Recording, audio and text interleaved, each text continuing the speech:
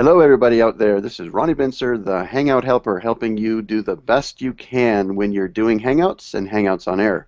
This show is sponsored by the Hangout Mastery, which is a wonderful communication environment where we, the members, join in and ask lots of questions and get lots of answers. It's a paid environment, and we'd love to have you be part of it. Today, what we're focusing on is how do you look good on camera? How do you make the best effect or have the best impact by using these tools that we've got with Hangouts and Hangouts on Air. I'm going to briefly talk about the technical, and then I'm going to bring in my special guest, and he's going to talk more about the personal side, meaning the psychology or what you have to be thinking about when you want to be doing this and getting the best impact possible. So let's talk technical for just a second, then I'll bring in my guest. Technically, and I'll do this really fast, I made a post today. In fact, I made 2 posts today. We're talking about something that just came out or is rolling out right now, and that's that little film strip thing on the bottom, which we're not able to see right now when there's multiple people, only 2 people in a Hangout.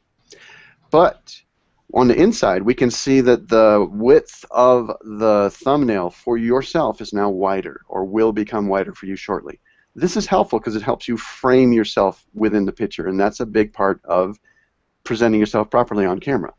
Another part, technically, has to do with having a good camera, not having a lot of activity going on with your computer, having as many browser windows closed as possible if you can, having good lighting, having good sound, even though that doesn't seem to affect visual. It does because of the way your presence is there. So having a good microphone or something to separate your sound from your microphone, like earbuds, is a good idea. And last but not least, good light, just in case I hadn't mentioned it. And the most important thing, technically, that a lot of people forget about is looking at the camera. Because many of us will be drawn down to look at that film strip, and it looks like we're not really paying attention when we're trying. So looking at the camera is a big deal, and that's something technically we're going to talk a little bit about when I introduce, ta-da, our star. This is Kellan Fluckiger. How did I do on the name? You were amazing on the name. Congratulations. And it is difficult, and there are very few people that master it. But the good thing is after you learn how to say it, you usually don't forget. Fantastic. So, Kellan, can you tell us a little bit about yourself and why this idea of presence and being present inside of a video is something that you are able to help other people with? So the first and foremost reason that I'm able to help people with this is because I love it.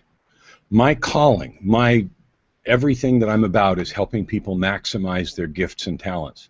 I've done all kinds of stuff in my life, all over the world, in business and everything else, but the thing that I enjoy most, even when I did high-power business teams and all that sort of stuff, is helping people maximize their gifts and talents. And because I love that, and because online stuff, including video and Hangouts and everything else, are so easy, so prevalent, and so available, doing it that way is something that I love to do and teach. Fantastic. Now I'm going to bring up a couple quick comments at the beginning. This is something Sheila's asking, can we get rid of the bags under her eyes?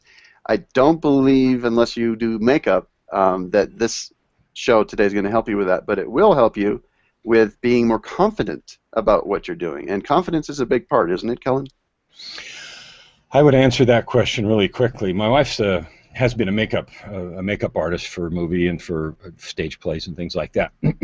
You can do makeup about that sort of thing. But my true and deep advice, if you were my client, would be not to worry about it, and would be to own fully and freely who you are and present in that way, because self-consciousness about anything in my face or your face, and that's part of my backstory, is that whole self-confidence piece. But that detracts from us emotionally and our ability to resonate and project truth, even if we're talking about mowing the lawn, and what I'm worried about is the fact that I have a zit on my cheek. It subtracts from my ability to be authentic and to be focused on the message because I'm worried about what I look like. So your message and your ability to know that you believe in your message is a big part of it, right? That is the foundational key. Okay, I can teach you, or you could learn all the tricks about looking at the camera. You can learn vocal manipulation tricks, modulation, how to speak quickly and emphatically, and how to slow down. And you can learn all of those things, and they will be effective. but the effect of each of those things will be multiplied exponentially to the degree that the message that you're presenting matters to you, and that it matters that your audience understands and feels a resonance with what you're presenting. So in one sense, you're saying it's not just the idea of what you look like, but it's what's behind the message and what you're trying to get across, and again, the concept of how much you have bought into that message. So can you give us a little bit of a run-up as to how you've come to the point where you are so dynamic on camera? So yes, I will. Let me tell you a funny story first. I was doing some video work at a friend's house who is a good producer and has done hundreds and hundreds, just thousands of videos. And he was filming me. And in the middle of the filming, all of a sudden, he exclaimed a loud noise, "Ah!" And he jumped back away from the camera. And I thought he'd either been bit by a snake or slapped, or I had done some awfully atrocious thing and didn't know what in the world I'd done. And I said, "What's the matter?" And he said to me, "Dude." And he did say dude, and that's a funny joke between those of us that know. He said, I've made so many videos. You are the only person ever in my video studio who reached right through the lens and smacked me upside the head. And he said it just like that. And so was he a Texan? Is that where that accent came? Right upside the head? No, he was not a Texan, but he was affecting a funny accent at the time, just for emphasis. But the point is, he was so affected by the intensity and power of the delivery that, and he knew I could do it again, so he didn't care if he wrecked the take. It didn't matter. He just said that because it was so explosive. Now, you asked me a question, and it brought that story, but then the story chased the question out of my mind. So what was the question? The question is, because you are very dynamic now on video, you have this. I guess I'll rephrase the question slightly different. Were you always that way, or is this something you learned and developed? So that is probably the fundamental question in everybody's mind, because people like leadership think that you're either born with it or you're not. You're born with charisma or you're not. I don't have it. I'm dead. I can't do this. Blah, on me, right? And the answer is you can learn it. So let's talk about me. I have history of abuse in my childhood. I was a backwards nerd in high school. I wore horn-rimmed glasses that were broken, and my dad I fixed them. I mean, I'd broken them so many times that he took a piece of white plastic and screwed them together. So I looked like a double nerd, black glasses with a piece of plastic on it. And the only thing he fixed were the glasses. The only person that got screwed was me. Well, that was a joke, right? So that's how I started. I used to read the encyclopedia at lunch in high school. The librarians, when I graduated, gave me a copy of the Handbook of Chemistry and Physics, which is about that thick. That's where I started. And people today don't believe that. They say, "You're joking." And I said, "No, I'm not." And so, yes, I was not that way. I have learned it, and I have become an extraordinary master at both the drama, the pacing, and at teaching this skill. And it's one of the most fun things I do, because I absolutely adore the feeling of success that comes over people when their eyes light up and they see themselves and say, "I did that." And that's cool. So you can learn it, you can learn it, you can learn it. That's fantastic. So we need to know that we can learn it, because if we don't have it, we can get it, and that's important.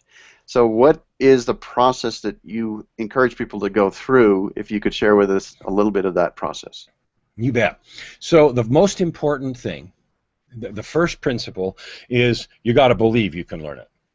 Okay, and that is the biggest barrier, because people will start, and clients that I start working with, they'll hear me say that, and they'll say, yeah, you can say that, and they'll sort of try to believe it, right?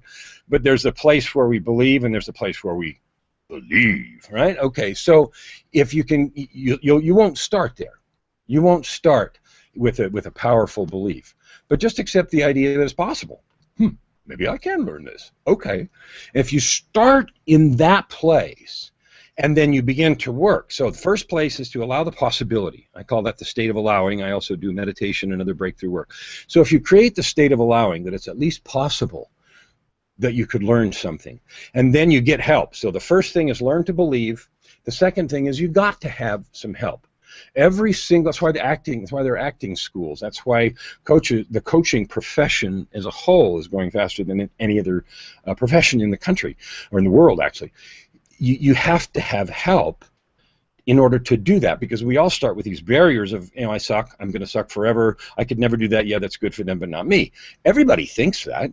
So did I, so do I, and in different areas. And so we just, getting the help we need. So allowing yourself to believe that it's possible, taking that belief and then trusting someone to work with you. And then the third piece is getting over yourself. Because after you start to believe, and you have this, excuse me, I'm going to take a drink here. Let me throw it while you're taking a drink. And I'll let you emphasize your third point in a moment. To me, believing, this is an important thing. It's taken me a while in my life, but here's where I really got to the point where it made sense. Believing is to be living. I know it sounds a little corny, but to live what you believe is part of this believing process, to really embrace it. Be living what you're believing. Okay, now, to your third point, please. I'm going to get to my third point in a minute. I want to emphasize what you just said. If you don't live what you believe, you're not living. And so I couldn't agree with what you said more. And believe, be living, perfect. Analogy, play on words, take it, drill it in your head, paint it on your eyelids. I said some stuff once during one of my events, and one of the people there said, I need to tattoo that on the inside of my eyelids with neon light so I can see that all the time. Anyway. Funny. So the third point is this. After you start to believe you can do something and you hire somebody or you get somebody that's going to help you, then we all run around with this little fledgling, maybe I can, and it's very delicate, right? And then the first thing that happens is if it doesn't happen right away, we give up, we chicken out, we dive under the covers, like little kids hiding from monsters, right? You have to get over the fact that you're not going to do it right at first. And that means you got to get a little thick skin, because the first efforts at things are going to be more like, you know what, that was a really good effort. It sucked, but let's do it again. And if you can get past that part, that doesn't kill you and you want to cut, body parts off, why then you're okay. Believe it, get some help, and get over yourself. You're on your way. Right. Now, I'm going to put another little plug in for the technical side, because if you get to the point where what I call the technology disappears, you've come to embrace the tool, like, for example, the Hangout tool that we're using, you can then start to focus on these other aspects.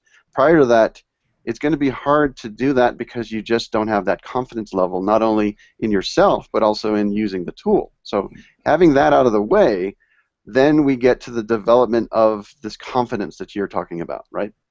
Absolutely, and I want to not only agree with your point, but I want to extend it, because it goes into another level. If I get the technology squared away, so I'm using a really cool camera, I've got some cool software, I'm okay, confident with that because I know how to use it. That's what Ronnie's talking about. Confident with the Hangouts, confident with the gear, and then it disappears because you're not worried about that anymore, not focused on the message. The second layer of that very concept that he just did is confident in your ability to deliver, because then you're not worried about, I'm not worried about the zit on my cheek, I'm not worried about the color of my skin, or if I got a wrinkle or whatever that is. That becomes as invisible as the technology. I'm no longer worried about the technology. I'm no longer worried about my appearance per se. I'm not even worried about what people are going to think. When I shed that baggage, then I enter the realm of pure delivery. And the message is then the magic, because everything else has evaporated. Let me bring a question or comment up from Kath. That's his question, saying, how do you learn to control the nerves that may make you jump around in Hangouts? And when jumping around, I think she's speaking specifically about, let's say you're in a chair that swivels. One idea, by the way, is get rid of the swivel chair, if that's something you can't help. But how would you get beyond that and build that confidence level maybe to stop this extra movement? So I'm sitting in a swivel chair. I allow myself to move a lot. I speak with my hands. I'll tell you a funny story about that, okay? I was sitting on a panel of very senior executives in a multinational conference as one of the keynote panelists on the keynote panel. They had a keynote panel instead of a speaker, and I was sitting next to a fellow who was an executive at another energy organization, and that's one of the things I did. I was a C-level exec for a long time.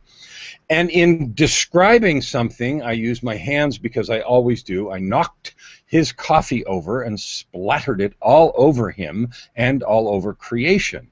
And so forever, I happen to know him from whatever, but forever, you know, that was on camera, it was all over, and it was funny.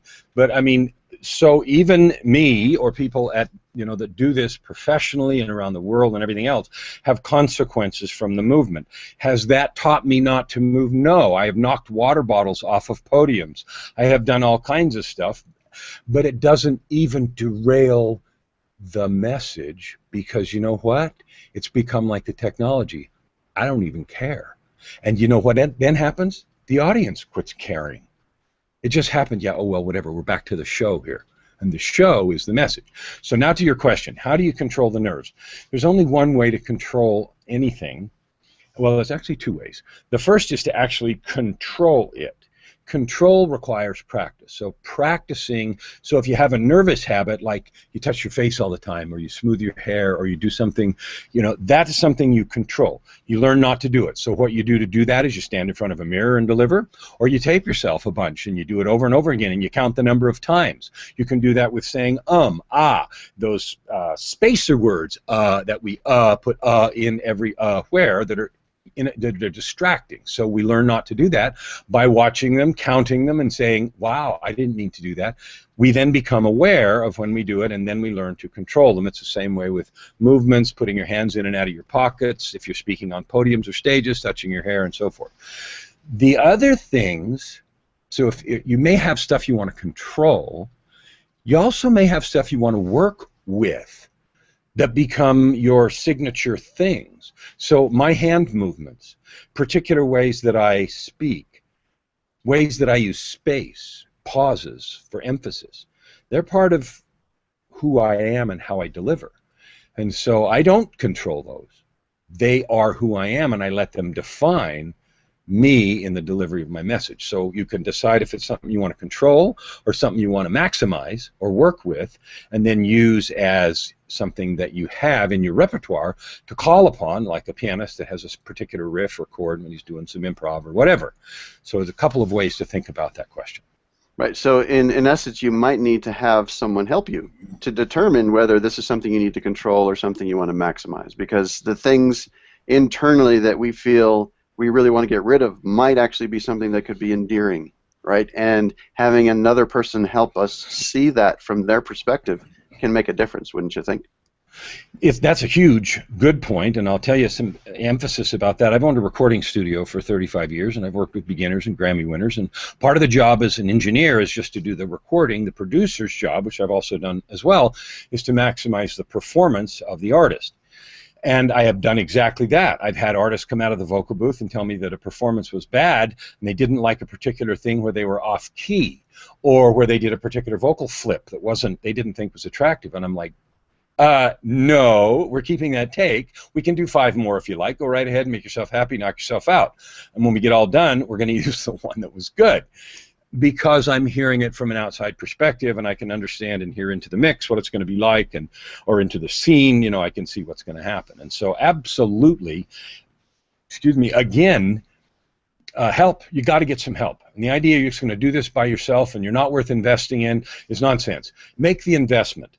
Make the investment. And I'm going to talk in a minute, when Ronnie gives me a space, about why this speaking on video and learning to create this presence and use your presence in terms of your personal story and everything else is so important. But that's the answer to that question, and I love Ronnie's point about getting some external view about why, or about what is important to change and what is important to keep, because you won't be the best judge of that. Right. And now one of the ways technically that we can easily create content and look at it and view it and share it with a coach or a friend or someone who's going to help with some input is to do what these things are called unlisted Hangouts on air.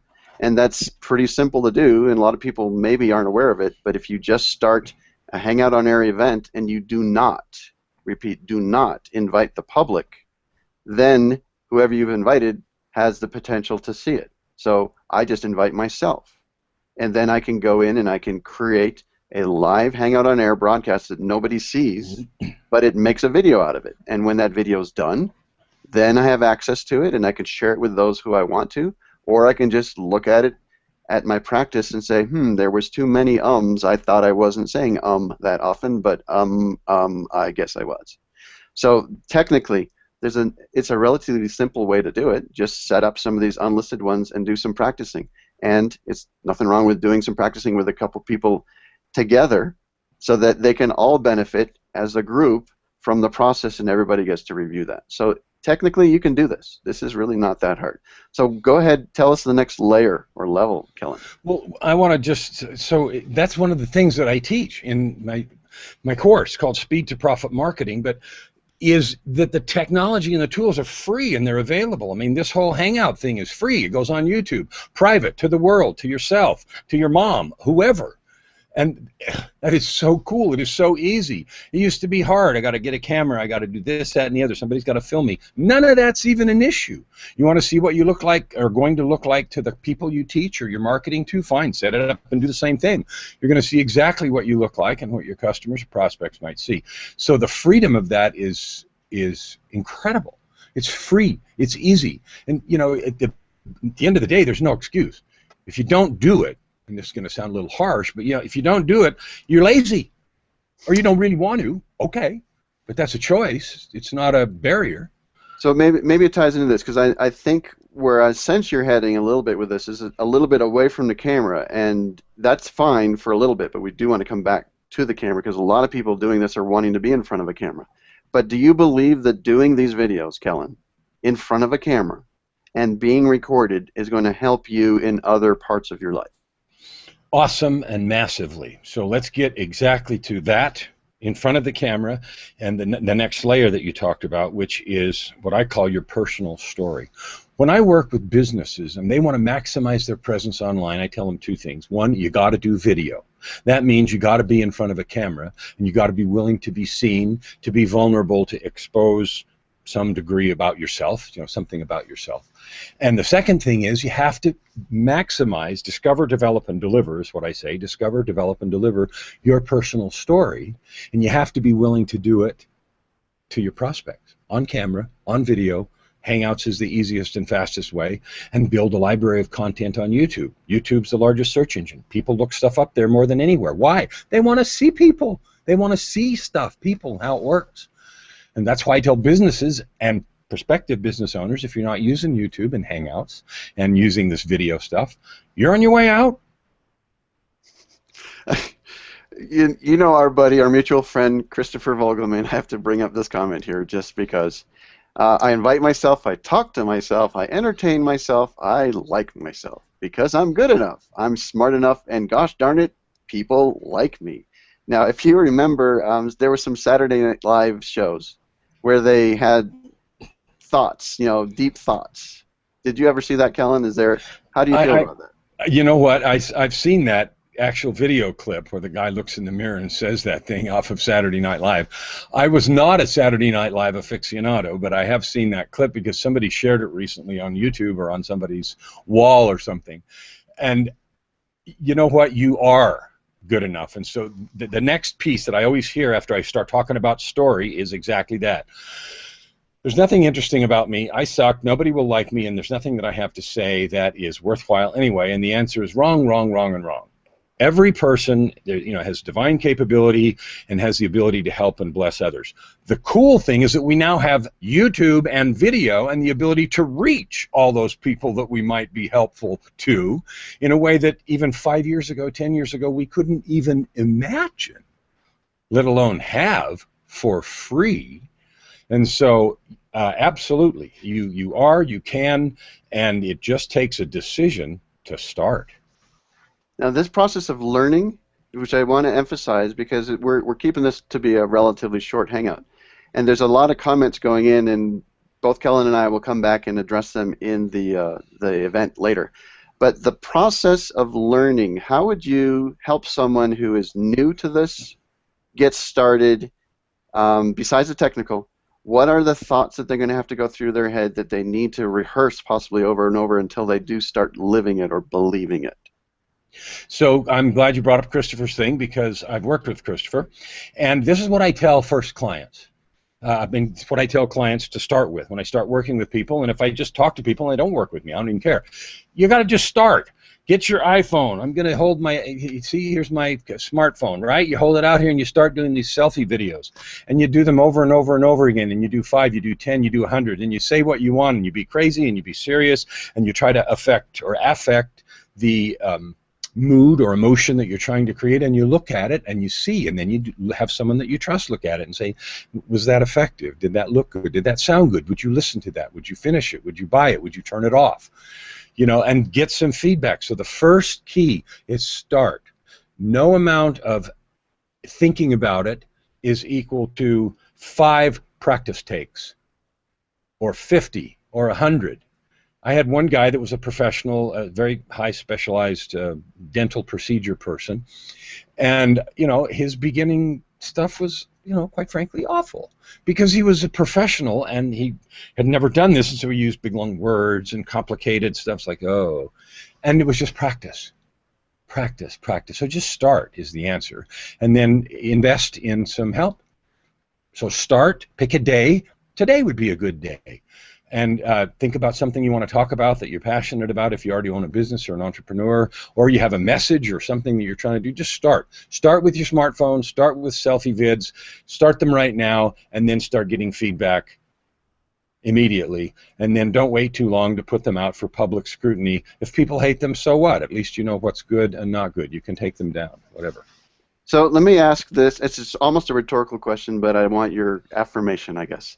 If you are confident in your message, that goes a long way towards getting past the personal block that you might say, you know what, I'm looking at my own video of myself, and I just don't like the way I look. I just don't think like I'm doing what I need to do to get the message across.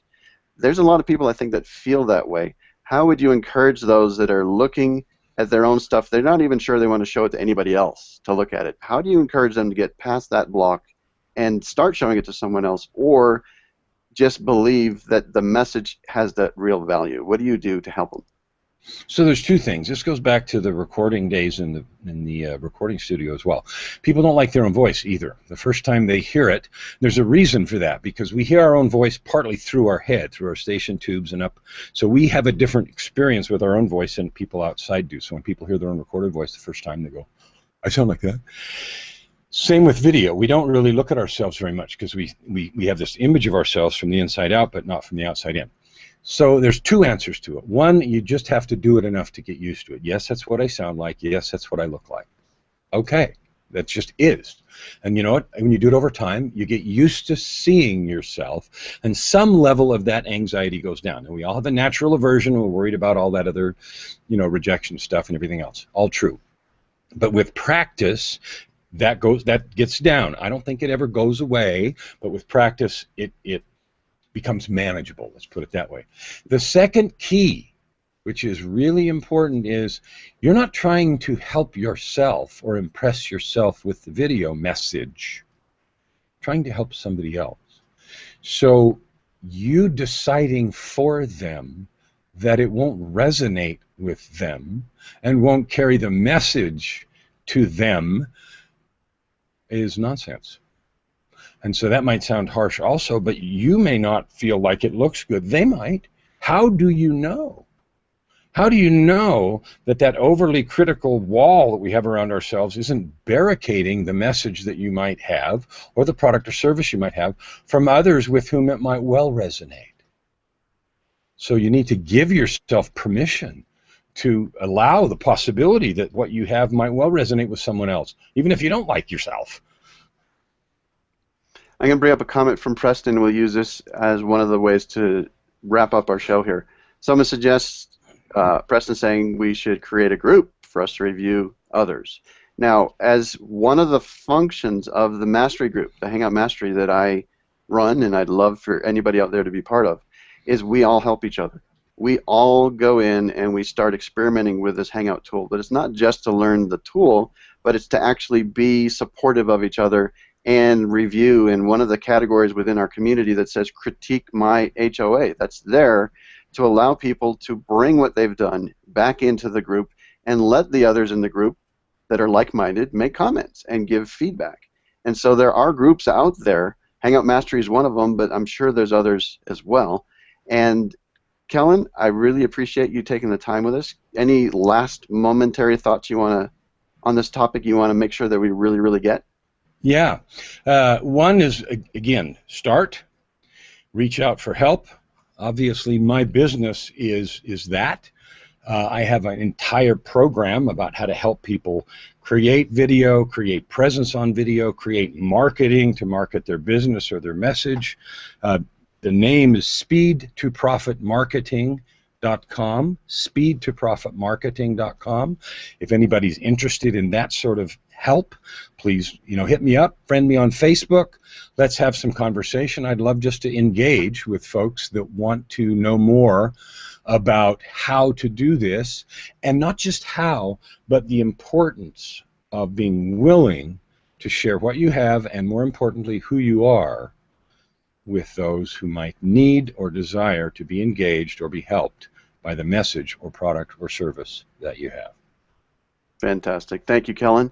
And thank you, everybody out there, for watching. This has been Ronnie Bincer, the Hangout Helper, helping you make the most of this magical communication tool that we get for free from Google. We'll hope to see you in the next show. Bye now.